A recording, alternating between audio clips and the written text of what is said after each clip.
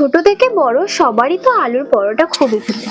তাই কোনো রকম ঝামেলা ছাড়াই একদম সহজ পদ্ধতিতে বানিয়ে ফেলুন সবার প্রিয় আলুর পরোটা।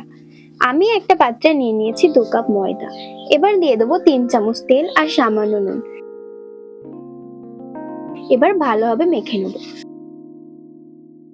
ময়দাটা এরকম মুঠো করার পর যদি দেখো এরকম বালির মতো ভেঙে যাচ্ছে, তাহলে ভাববে ময়ামটা ভালোভাবে হয়েছে। এবার জল দিয়ে ভালোভাবে মেখে নেব। ময়দাটা মাখা হয়ে গেছে। এবার ওপর থেকে সামান্য তেল দিয়ে চারিদিকে মাখিয়ে 10 মিনিট মতো রেস্টে রেখে দেবো। এবার আলুগুলো মাখিয়ে নেব। সবার প্রথমে আলুগুলো ম্যাশ করে নেব। এর মধ্যে দিয়ে দেবো 1/2 চামচ জিরে গুঁড়ো, 1/2 চামচ ধনে গুঁড়ো, 1/2 চামচ চিলি ফ্লেক্স, স্বাদ মতো নুন, একটা পেঁয়াজ কুচি, লঙ্কা কুচি। সব উপকরণ একসাথে ভালোভাবে মাখিয়ে নেব। আলুটা ভালোভাবে মাখা হয়ে গেছে। ময়দাটা একটু মেখে লেচি কেটে নেব।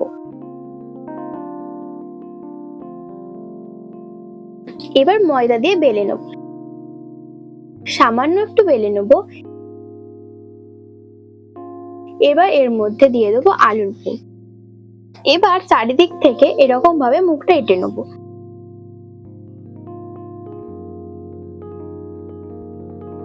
এবার আলতো হাতে ময়দাটা ধীরে ধীরে বেলে নেব।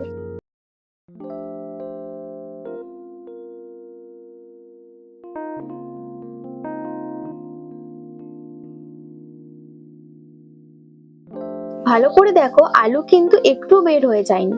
ঠিক এরকম ভাবে সবকটা পরোটা বানিয়ে নেব। এবার ভাজার পালা। প্রথমে প্যানে পরোটা দিয়ে 2 সাইড ভালোভাবে ভেজে নেব। 2 সাইড ভালোভাবে ভাজা হয়ে গেলে 1 চামচ তেল দিয়ে ভালোভাবে চারিদিকে লাগিয়ে নেব।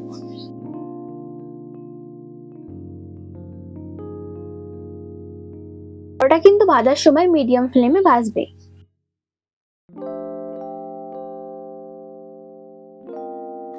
দেখো পরোটার মধ্যে কত সুন্দর কালার এসেছে।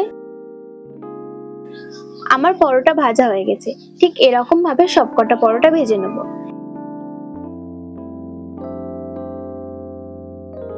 দেখো পরোটাগুলো কত সুন্দর সফট হয়েছে আর একদম হাতের মুঠোয় চলে আসে।